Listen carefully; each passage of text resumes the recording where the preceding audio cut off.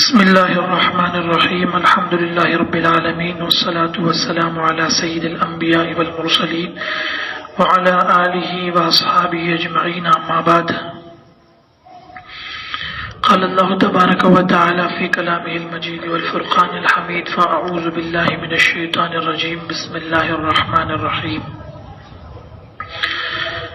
والعصر إن الإنسان لفي خسر إلا الذين آمنوا وعملوا الصالحات وتواصوا بالحق وتواصوا بالصبر۔ محترم بزرگوں، دوستوں اور ساتھیوں، انگریزی کے اعتبار سے سال کا یہ آخری دن ہے اور تقریباً ایک صدی سے یعنی 1910 سے اس کی ابتدا ہوئی ایک عمل کی۔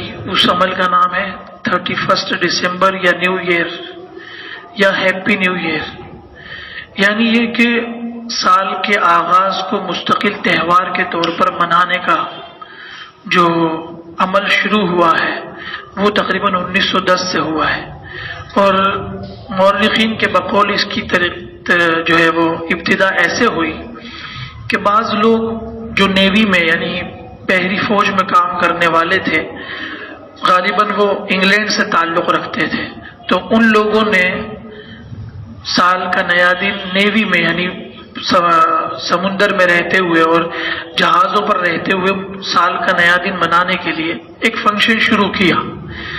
اصل میں سب سے بڑی جو چیز ہے وہ یہ ہے کہ یورپ کا جو معاشرہ ہے وہ بالکل مذہب بیزار ہے، یعنی مذہب سے انتہائی سخت متنفر ہے، اور اس کی نفرت کی وجہ سے وہ تمام اسلامی تعلیمات، خاص طور سے سماوی تعلیمات، چاہے وہ ان کے اپنے مذہب کی ہو، ان تمام تعلیمات سے وہ دور نکل گیا۔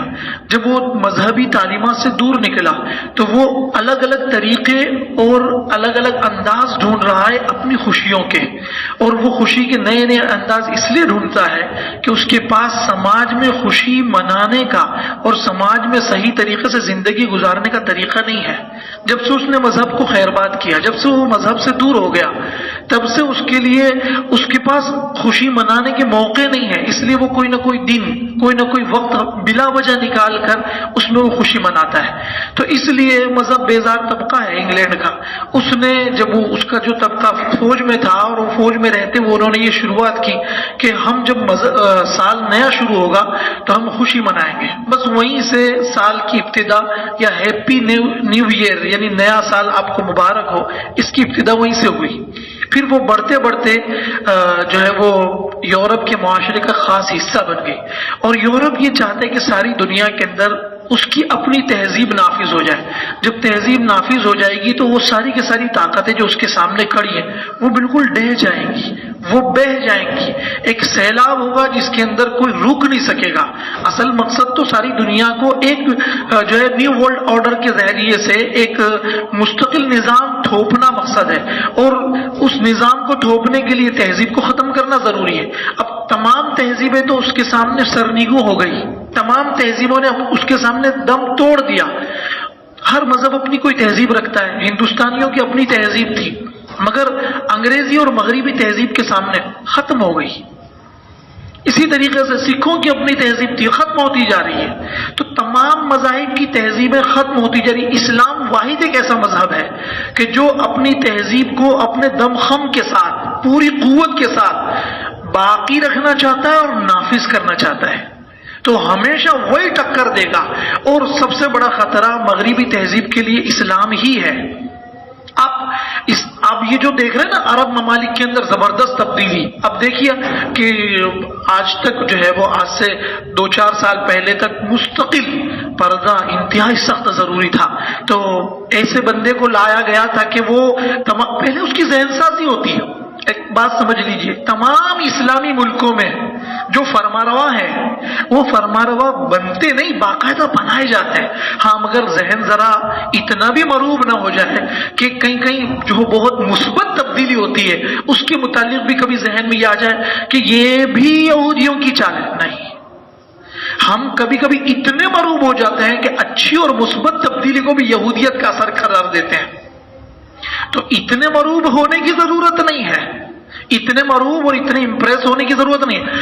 ہاں مثبت تبدیلیاں بھی ہیں، جیسا کہ دنیا کے 2 ملکوں میں بہت بہتر تبدیلی ہے، اور اس تبدیلی کو یہودیت بالکل نہیں برداشت کر پا رہی ہے، اسلام دشمن طاقتیں بالکل برداشت نہیں کر پا رہی ہیں. اس لیے انہوں نے صاف اور ستھرے الفاظ میں اعلان کر دیا، تم اسلام نافذ کرو، ہم تمہیں لقمے لقمے سے محروم کر دیں گے. تم اسلام نافذ کر کے دکھاؤ، ہم تمہیں ایک ایک لقمہ اور ایک ایک دانے کا محتاج بنا دیں گے.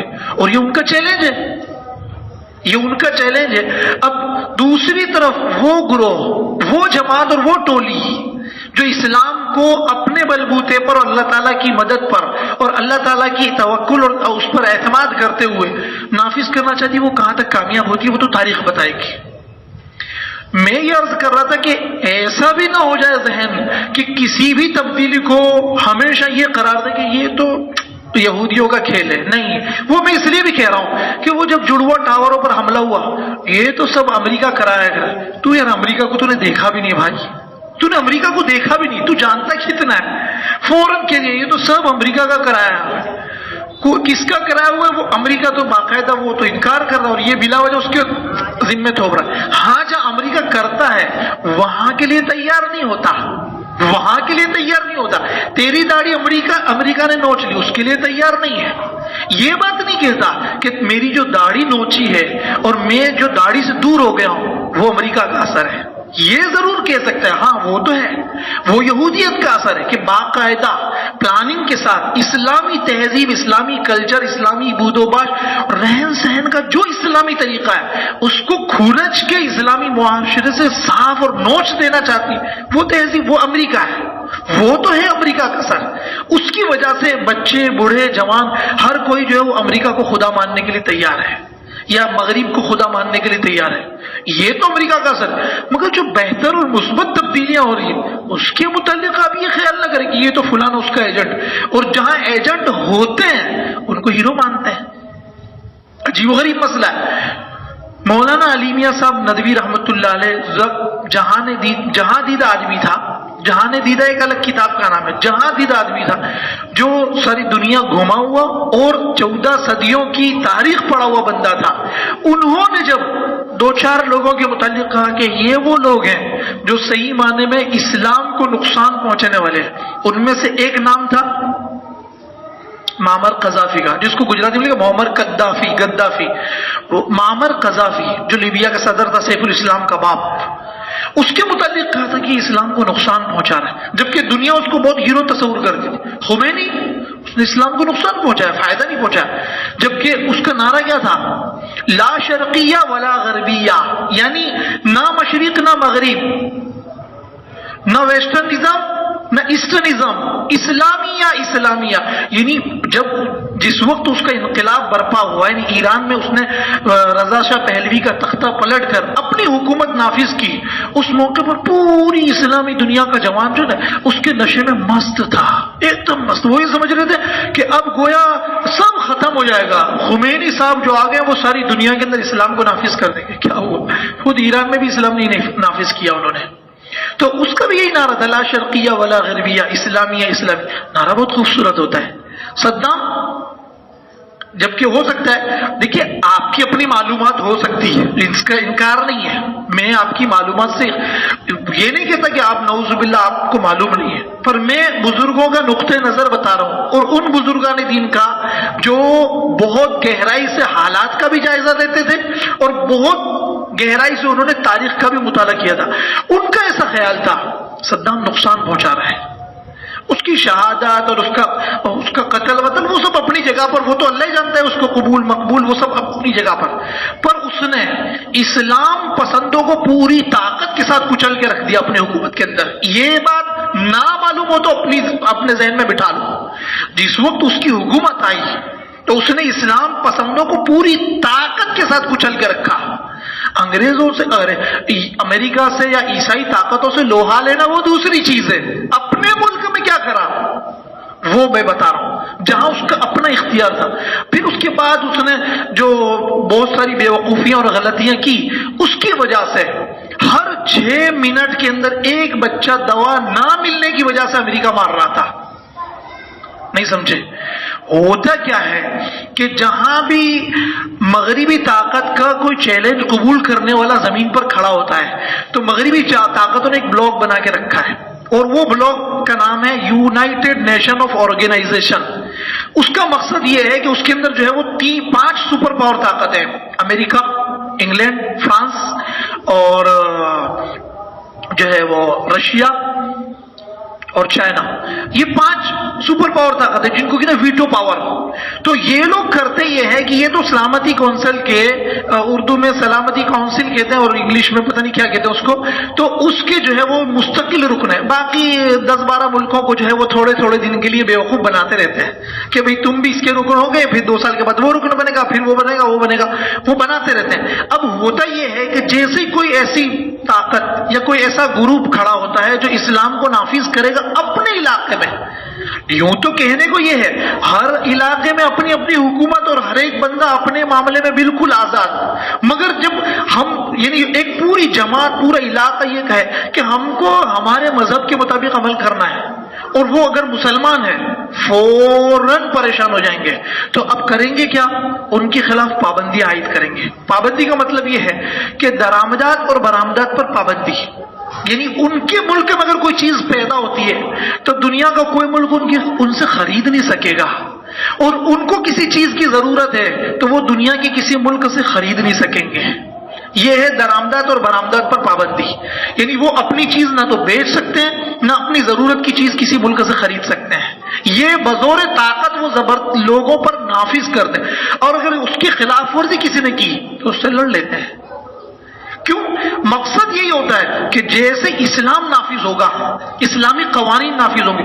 اسلامی قوانین 13 صدیوں سے زیادہ زمین پر نافذ رہے، اور تقریباً 35% زمین کا حصہ وہ تھا جس پر اسلامی حکومت تھی. 1922-23 میں جب خلافت اسلامیہ کا خاتمہ ہوا تب تک حنفی قانون کے مطابق ساری اسلامی حکومت کے اندر جو ہے وہ کام کاج چل رہا تھا، اور وہ اتنا بہتر قانون تھا کہ اس کا کوئی بدل نہیں ہو سکتا. بدل کیسے ہو سکتا ہے؟ ایک اللہ کا بنایا ہوا قانون، ایک بندے کا بنایا ہوا قانون. اللہ کے بنائے ہوئے قانون میں تبدیلی کی ضرورت نہیں پڑتی، اور بندے کا بنایا ہوا قانون ہو سکتا ہے رات کو قانون بنے اور صبح میں بدلنا پڑے. اس لیے کہ آئندہ کل کیا ہونے والا ہے بندے میں کسی کو نہیں پتا، اور اللہ کو تو پتا ہے کہ میں نے دنیا بنائی تو دنیا کے ختم تک کیا ہوگا وہ سب اللہ کی مرضی کے مطابق ہوگا. اس لیے اللہ تبارک و تعالیٰ کا جو قانون ہے وہ ہے اسلامی قانون. اب اسلامی قانون جو ہے وہ تمام انسانیت کے لیے مفید ہے، مسلمان کے لیے نہیں کہہ رہا ہوں میں، تمام انسانیت کے لیے مفید ہے. تو اس کی افادیت غیر مسلم بھی محسوس کرے گا.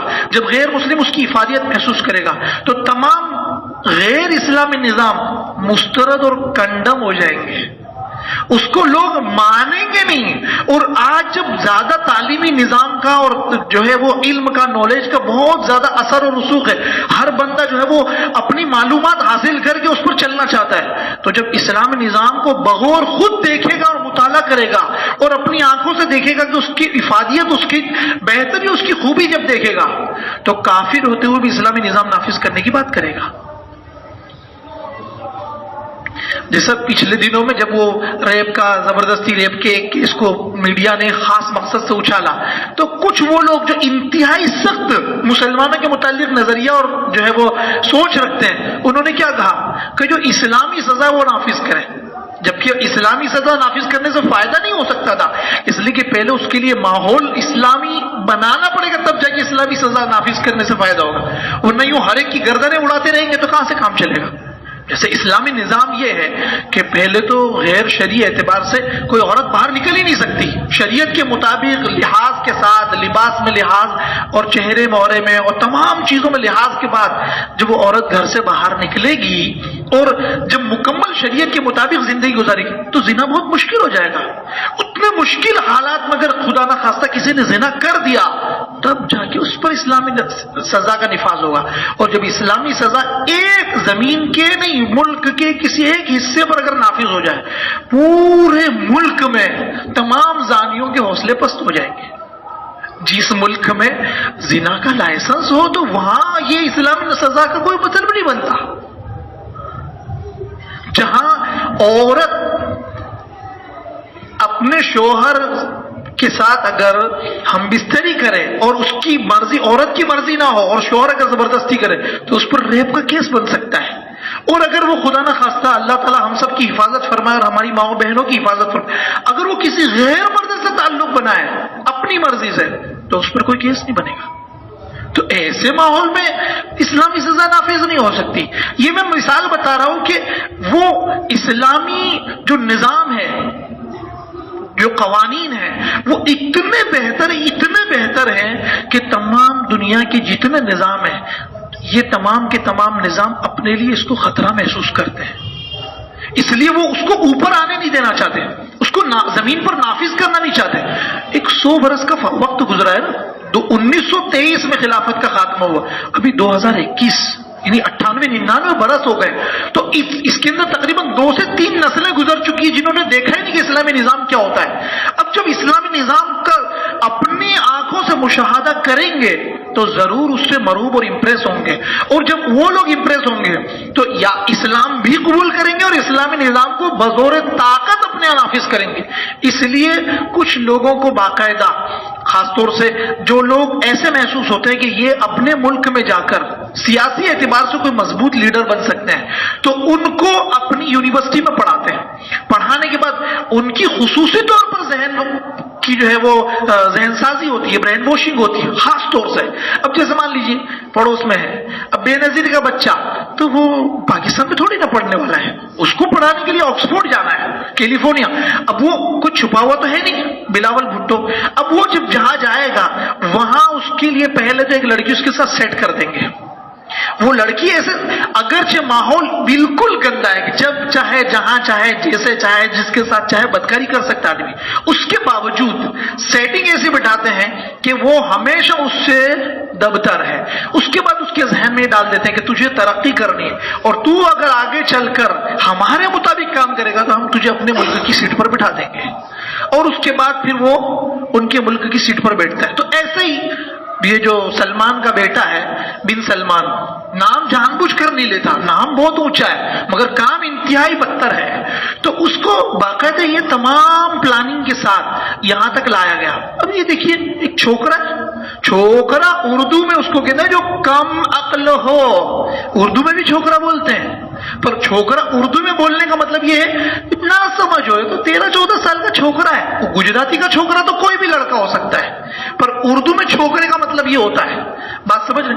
تو ایک چھوکرے کو، لونڈے کو کیوں بٹھایا جبکہ اس سے پہلے اور دوسرے بہت سارے سینئر لوگ ہیں، ان کو سائڈ کروا کے اس کو بٹھایا کہ تو آنے کے بعد، تیرے آنے کے بعد پورا نظام جو ہے، خاص طور سے ساری دنیا کی اسلامی جو مرکز ہے مکہ مدینہ ہے، اس میں کبھی بھی دو رائے نہیں ہو سکتی، اور ہم تمام لوگوں کی دھڑکنیں ہیں مکہ اور مدینہ. اب اس جگہ پر اگر کفریہ نظام نافذ کر دیا جائے تو ساری دنیا کا مسلمان جو ہے وہ بالکل بے ہمت ہو جائے گا. اس لیے ایک ایسے بندے کو کھڑا کیا اور اس نے اصلاحات کے نام پر وہ تمام کے تمام باتیں جو کسی درجے میں اسلامی تھی، اسلامی نظام نہیں نافذ کیا تھا. یہ ذہن میں ہی مت رکھیے آپ کہ 1935 میں جب آل سعود کی حکومت، اسلامی نظام ایک الگ چیز کا، نام ہی الگ چیز کا ہے. انہوں نے اپنی بادشاہت قائم کی، وہ تو کھڑے اسلامی نظام کے خلاف ہوئے تھے. اس لیے جب تاریخ پڑھیں گے، ہاں اتنا ضرور تھا کہ کسی حد تک جو ہے وہ کچھ باتیں اسلام کی وہ بھی فالو کرتے تھے، اور اس کی وجہ سے ساری دنیا کے اندر ان کی ایک شناخت تھی، ان کی ایک امیج بن گئی تھی کہ یہ لوگ اسلام پسند ہے.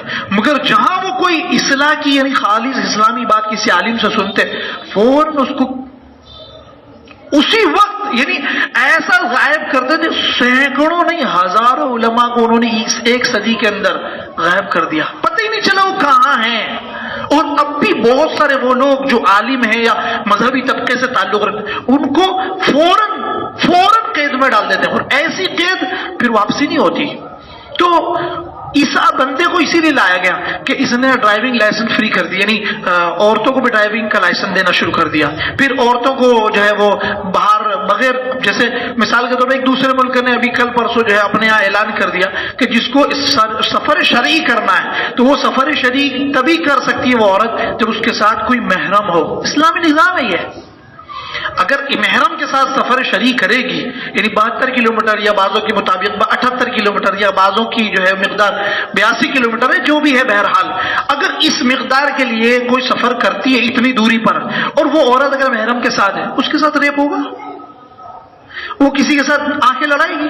اس کا بھائی اس کے ساتھ ہوگا، یا اس کا باپ اس کے ساتھ ہو گیا، اس کا شوہر یا اس کا بیٹا، تو کوئی غلط کام کرنے کی ہمت کر سکتا ہے؟ نہیں کرے گا، ریپ ختم ہو جائے گا، یا بدکاری ختم ہو جائے گی، زنا کی طرف جائے گی نہیں وہ، کیونکہ جب دیکھے گی میرا بیٹا، میرا بھائی، میرا باپ یا میرا شوہر میرے ساتھ، وہ غلط کام نہیں کر سکتی۔ جب وہ غلط کام نہیں کرے گی، خود بخود زنا کم ہونا شروع ہو جائے گا۔ تو یہ اسلامی نظام تھا، یہ اسلامی حکم تھا، اس اسلامی حکم کو اس نے ختم کیا۔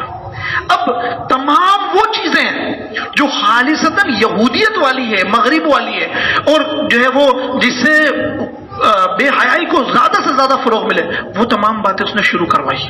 اور اس میں پچھلے دنوں کرسمس منایا گیا، اور اب یہ جو ہے وہ سال کا ختم جب ہوگا تو اس کے لیے بھی خوب زبردست تیاری۔ جبکہ دوسری طرف کل کی یا پرسوں کی خبر ہے کہ وہ اومیکرون کے نام سے دوبارہ عبادات پر پابندی لگانے والے ہیں، اور اسی جگہ پر 80,000 لوگ ایک کنسرٹ میں، ایک فیسٹیول میں شریک ہو سکتے ہیں۔ وہ 80,000 لوگوں کے ایک ساتھ میں جڑ جانے کی وجہ سے اومیکرون نہیں پھیلنے والا، پر جہاں جو ہے وہ اللہ تبارک و تعالیٰ کی عبادت کے لیے وہ طواف کریں گے تو فوراً وہاں وائرس آ جائے گا۔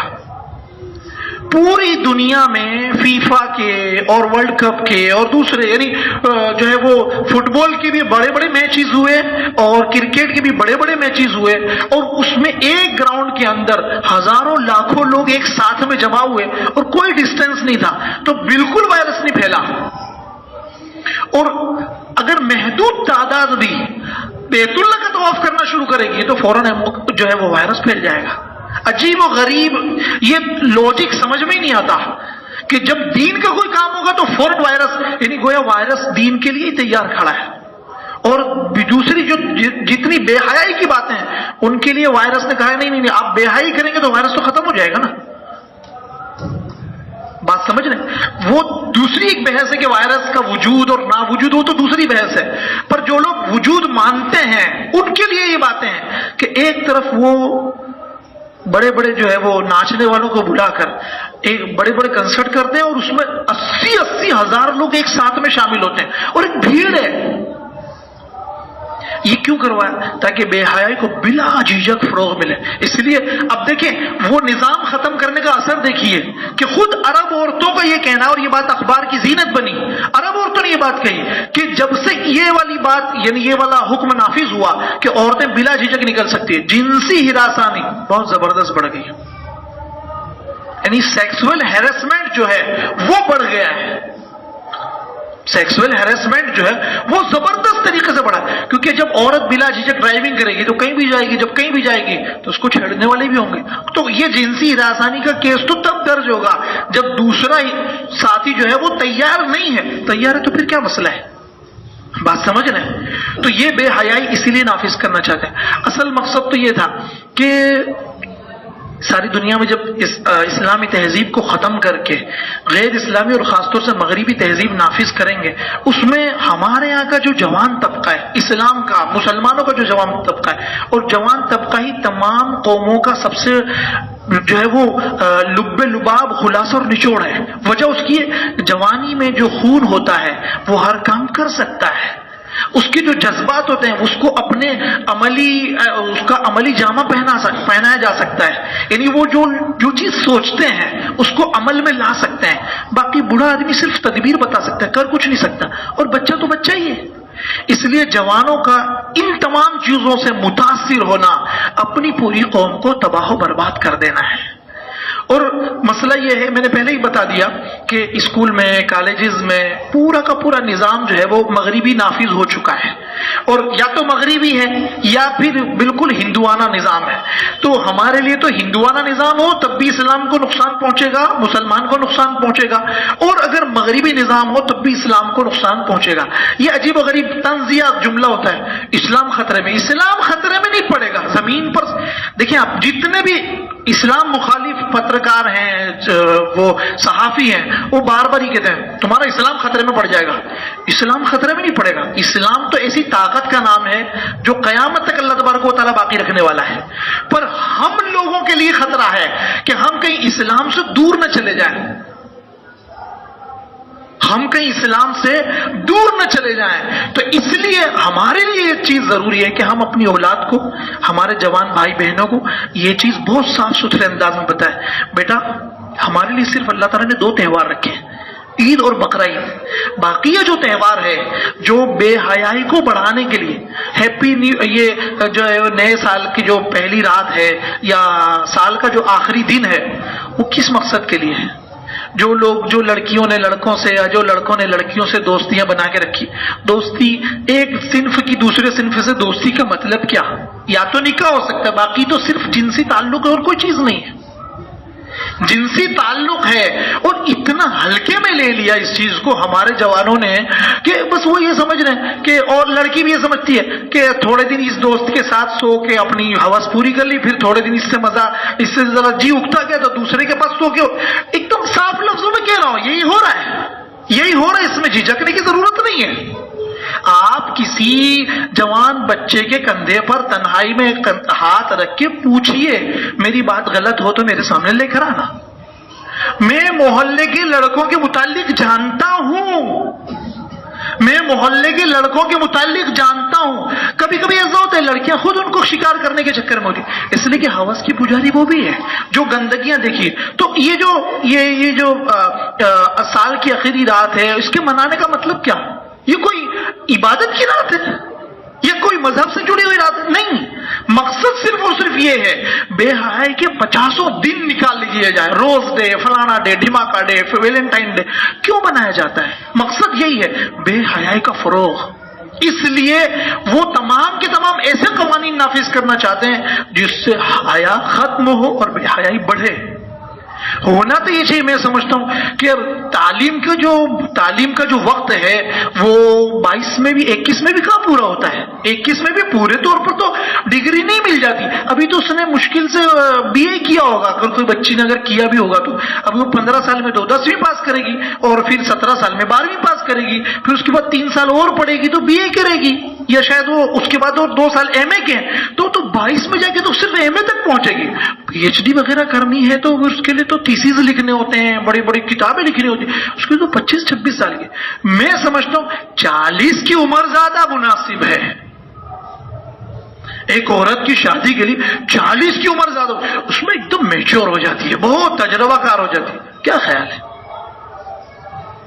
تجربہ کار ہو جاتی ہے، وہ اچھی طریقے سے دیکھ لے گی زمانے کو، زندگیوں کو، اور آدمیوں کو بھی بھانپ لے گی کہ کون سا آدمی میرے لیے مناسب ہے. اگرچہ بالغ وہ 9 سال میں ہوئی ہے، پر 31 سال میں خوب اچھی طریقے سے، بہت بہترین طریقے سے وہ دنیا دیکھ لے گی، اور اس میں ایک اس کا اسٹیٹس، اس کا کیریئر برباد نہ ہو جائے. ورنہ یہ 21-22 میں کیا بیوقوف لوگوں نے 21-22 کی عمر دی، اس میں تو کیریئر کی شروعات بھی نہیں ہوئی ہوتی. کیریئر بنے گا کہاں سے؟ بات سمجھ رہے ہیں؟ کیریئر. ہاں، جبکہ ایک اور بات، قانون کی میں بات بتا دوں، 16 سال میں اگر کوئی لڑکی 16 سال پورے کر چکی ہے، اگر وہ بدکاری کرتی ہے تو قانونی اعتبار سے آپ اس پر انگلی نہیں اٹھا سکتے. ہاں، یہ بات معلوم ہونی چاہیے. 16 سال کی اگر کوئی لڑکی کسی کے ساتھ بدکاری کر جائے، یعنی زنا کر جائے، تو آپ اس کو کچھ بول نہیں سکتے. ہاں، یہ بالکل اجازت نہیں ہے، وہ کر سکتے اپنی مرضی سے. پر اگر اس نے اپنی مرضی سے اگر نکاح کے بندھن میں بندھ گئی، شادی کر لی 21 سے پہلے تو بہت غیر قانونی کام ہے یہ آپ سمجھ لیجئے. میری بات سمجھ رہے ہیں آپ؟ اگر وہ نکاح کر لیتی ہے یا شادی کر لیتی ہے، چاہے دوسرے کسی مذہب میں، اور وہ شادی کر لے، یہ غیر قانون. باقی 5 سال جتنا غلط کرنا ہو، غلط تو ہے ہی نہیں، وہ تو ضرورت ہے، کھا سکتی ہے تو یہ بھی کر سکتی ہے، اس میں کیا ہے. یہ میں کیوں بتا رہا ہوں میں؟ اب دیکھیں، یہی تو میں بار بار وہ حدیث کا حوالہ دیتا ہوں، وہ کہ اخیر زمانے میں دین پر عمل کر. دین صرف نماز روزہ نہیں، دین یہ ہے، یہ بتانا پڑے گا. اب ہم کو پورے طور پر بتانا پڑے گا کہ دیکھ بیٹا، میرا اللہ اور تیرا اللہ یہ بالکل نہیں چاہتا کہ تو اس طرف قدم رکھے، بالکل نہیں چاہتا. اگر تو اپنے دین کو، اپنے ایمان کو سلامتی کے ساتھ دنیا سے لے کر جانا چاہتی ہے تو تجھے ان تمام باتوں سے توبہ اور دوری اختیار کرنی ہی پڑے گی. اور اگر تو یہ سوچے کہ تو پھر تو جانے، تیرا کام جانے. تجھے صاف، اب یہ ہمیں اپنی اولاد کو صاف لفظوں میں بتانا پڑے گا. اگر ہم نے نہیں بتایا تو وہ قانون تو مکمل طور سے اللہ بیزاری کا ہے، اللہ سے دور کرنے والا قانون ہے، مکمل طور سے پوری طاقت کے ساتھ. اور دیکھیں ان قوانین، جبکہ کیلیفورنیا اور دوسرے امریکہ کے دوسرے بہت سارے اسٹیٹ میں 14 سال عمر ہے، شادی کی 14 سال عمر ہے. میں جو کہہ رہا ہوں نا وہ اس کا حوالہ ہے میرے پاس. 14 سال عمر ہے. جن کو خدا مان رہے وہ لوگ، ان کے تو اپنے اپنے اسٹیٹس میں جو ہے وہ الگ الگ عمریں ہیں، اور جن کے لیے جو پیچھے چل رہے ہیں تو وہ ذرا اور کانفیڈنس ہو رہے ہیں. بات سمجھ رہے ہیں؟ یہ مغربی تہذیب اسکول کی تعلیم ضرور دلوائیے، پر لڑکے اور لڑکیوں کا ذہن صاف کروائیے. 31 دسمبر، استغفر اللہ، مجھے تو تعجب ہوتا ہے. یہ وہ بات ہے، اچھا کہاں سنیں گے آپ؟ کہاں سنیں گے؟ کون سی جگہ سنیں گے؟ مجھے تعجب ہوتا ہے دین کی ان باتوں کے لیے اتنا اکتا ہے. اور صبح سے شام مجھے بات کرنی تھی وقت کے معاملے میں دیکھتا ہوں روزانہ بڈھا جوان بچہ گھنٹوں برباد کر دیتا ہے، اور مسجد کے اندر ایک ایک سیکنڈ اتنا مشکل ہوتا ہے، کٹتا نہیں ہے. یہ خود اپنے بارے میں آپ اور میں ہم محاسبہ کریں، میرے ایمان کا لیول کتنا نیچے ہے. میں اور آپ ہم خود محاسبہ کریں، میرے ایمان کا لیول کتنے نیچے ہے.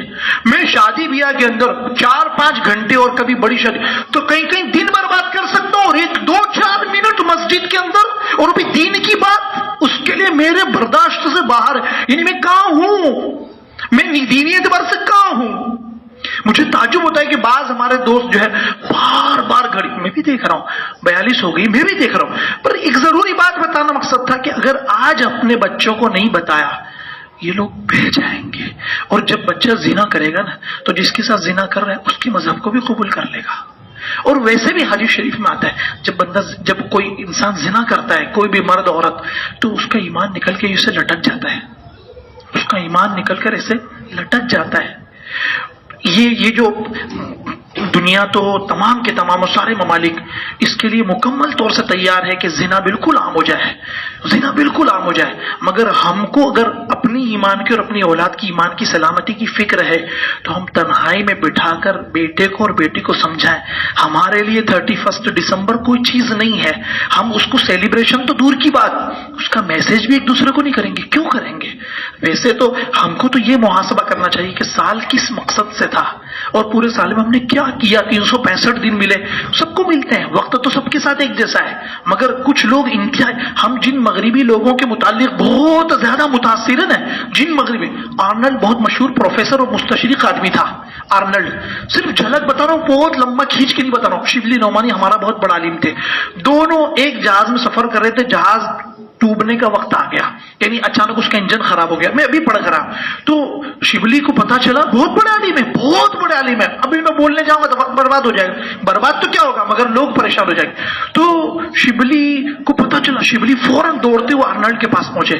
کہا تمہیں پتا ہے، وہ کتاب پڑھ رہے تھے آرنلڈ، تمہیں پتا ہے؟ بولے کیا؟ جہاز ڈوبنے والا ہے، انجن خراب ہو گیا. بولے ہاں، تو تم بالکل بلا جھجک بیٹھے ہو. تو آرنلڈ نے جواب دیا، اگر ڈوبے گا تو اتنا وقت کام میں جائے گا، اور نہیں ڈوبے گا تو وہ کام لگنے والا ہے، اس سے پریشان ہونے سے کیا فائدہ. شبلی نے لکھا واپس آنے کے بعد اپنی جگہ پر سفر نامہ مصر و شام کے حوالے سے علماء نے لکھا. شبلی نے اپنے سفر نامے میں لکھا، ان کے اس جملے نے مجھے ڈھارس بندھائی. بعد میں جہاز کا انجن صحیح ہو گیا.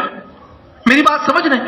یہ جو لوگ ترقی کچھ کسی بھی درجے میں کیسی بھی کر رہے ہیں وہ اپنے وقت کو کام میں لا رہے ہیں، اور ہم